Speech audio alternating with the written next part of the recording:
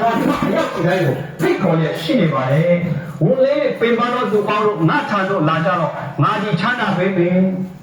ယေရှုဘုရားရဲ့ဖိတ်ခေါ်ချက်ဟာဒီဘဝနံဘဝအတွက်အာမခံချက်ရှိတယ်ဒီလိုတော့စကားဖြစ်ပါလေဘာလို့ကြောင်ပြောရတာလဲဆိုလို့ရှိရင်သူကအသက်ရှင်တဲ့ထာဝရဘုရားတောင်းမြတ်ညာတော်ရှင်အရာရာကိုသိရှိတဲ့ဘုရားအာနန္ဒဘုရှင်ဘုရားဖြစ်တဲ့အတွက်ကြောင့်ဖြစ်ပါတယ်